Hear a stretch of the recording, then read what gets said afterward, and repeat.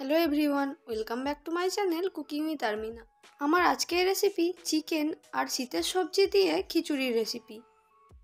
এখন মাঝের মধ্যেই কিন্তু বৃষ্টি হচ্ছে, আর এই বৃষ্টির দিনে এরকম খিচুড়ি কিন্তু বাড়িতে হামেশাই বানিয়ে ফেলা যায়।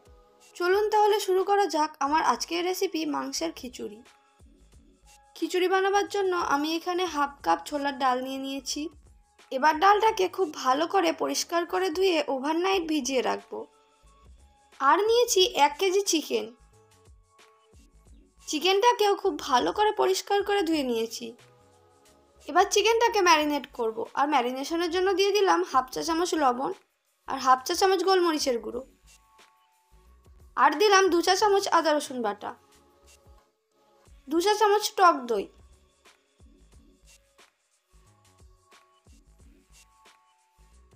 এবার সব কিছু খুব ভালো করে চিকেনটার সঙ্গে মাখিয়ে নেব।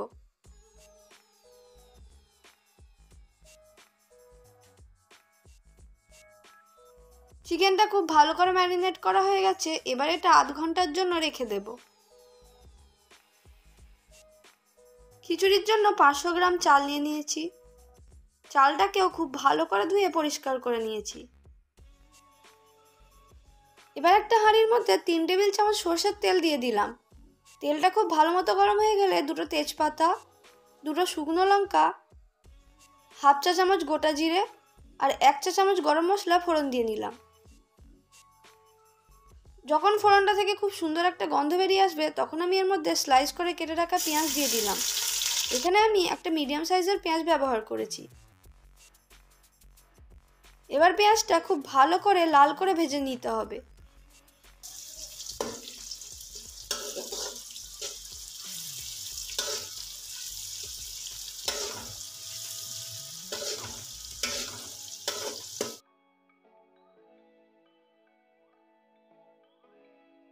দেখুন পেঁয়াজটা হালকা ব্রাউন করে ভাজা হয়ে গেছে। এবার আমি এর মধ্যে কেটে রাখা টমেটো দিয়ে দেব।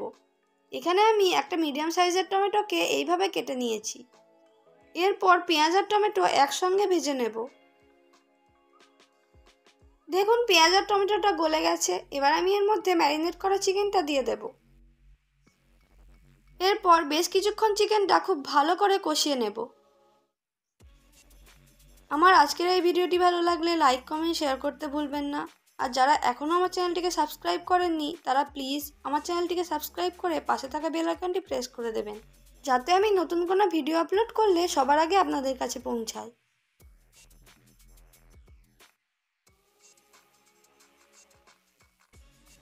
চিকেনটা বেশ কিছুক্ষণ ফ্রাই করা হয়ে গেছে। এবার আমি এর মধ্যে শুকনো উপকরণগুলো অ্যাড করব।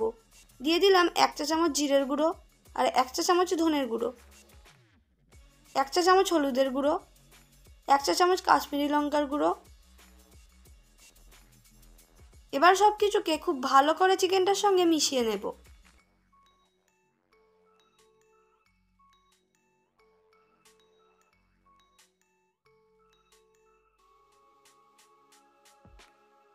এখন আমি এর মধ্যে ছোলার ডালটা দিয়ে দেব।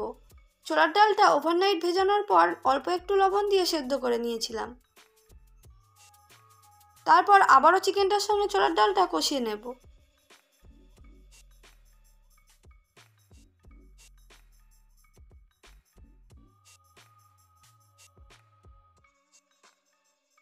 এখন আমি এর মধ্যে 3টে কাঁচা লঙ্কা দিয়ে দিলাম,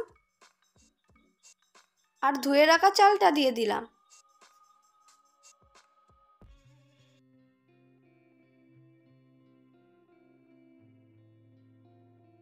চালটা দেওয়ার পর খুব ভালো করে চিকেনটার সঙ্গে কষিয়ে নেব।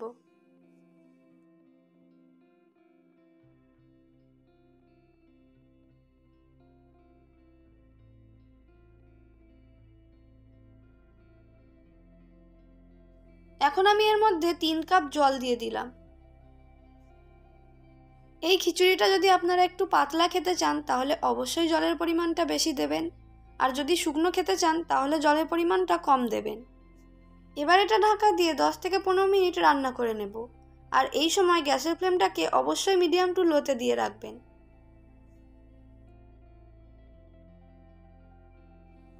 ভাতটা খুব ভালোভাবে ফুটে গেছে। এখন আমি এর মধ্যে কেটে রাখা বাঁধাকপিটা দিয়ে দিলাম, আর দিলাম কেটে রাখা ফুলকপি।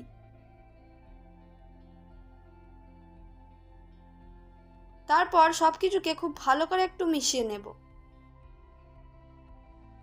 এই খিচুড়িটা করার সময় আমি কোনো সবজি কিন্তু ভাজিনি, পুরো কাঁচা সবজি দিয়ে কিন্তু খিচুড়িটা করেছি।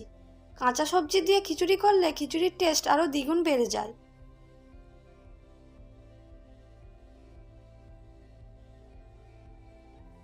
এবার আমি এর মধ্যে বাকি সবজিগুলো অ্যাড করব। দিয়ে দিলাম হাফ কাপ গাজর কুচি আর হাফ কাপ ক্যাপসিকাম কুচি, আর দিলাম দুটো মিডিয়াম সাইজের আলু। এখানে আলুগুলোকে কিউব করে কেটে নিয়েছি। আর দিলাম হাফ কাপ বিনস কুচি আর হাফ কাপ মটরশুঁটি। তারপর আবারও সব কিছুকে খুব ভালো করে মিশিয়ে নেব।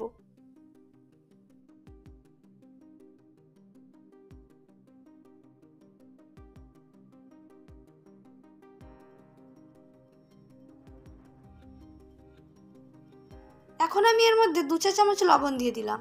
লবণের পরিমাণটা একটু টেস্ট করে দেবেন, কারণ চিকেনটা ম্যারিনেট করার সময় লবণ দেওয়া ছিল।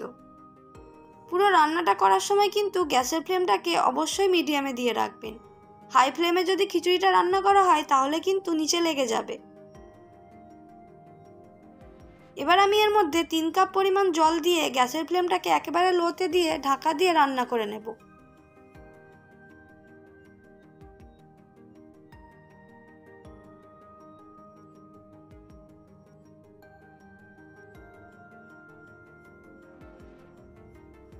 এখন আমি এর মধ্যে ভাজা মশলা দিয়ে দিলাম। গোটা জিরে, গোটা ধনে, শুকনো লঙ্কা আর তেজপাতা একসঙ্গে শুকনো খোলায় ভেজে নিয়ে গুঁড়ো করে নিয়েছি।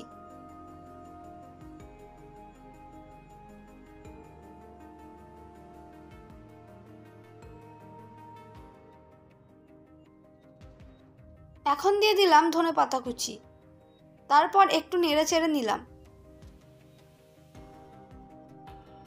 খিচুড়িটা কিন্তু মাঝে মাঝে নাড়তে হবে, না হলে কিন্তু নিচেই লেগে যাওয়ার চান্স থাকতে পারে। আর খিচুড়ি যদি পুড়ে যায় সেটার টেস্ট একদমই ভালো আসবে না।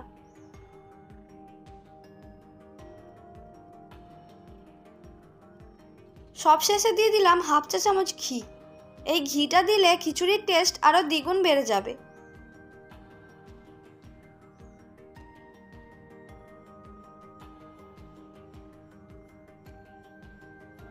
দেখুন আমাদের খিচুড়ি কিন্তু একদম রেডি। এবার এটা গরম গরম পরিবেশন করার পালা। আমার আজকের এই ভিডিওটি ভালো লাগলে লাইক, কমেন্ট, শেয়ার করতে ভুলবেন না। আজকে তাহলে এই পর্যন্তই বিদায় নিচ্ছি। দেখা হচ্ছে আবার পরের কোনো ভিডিওতে। সবাই ভালো থাকবেন, সুস্থ থাকবেন।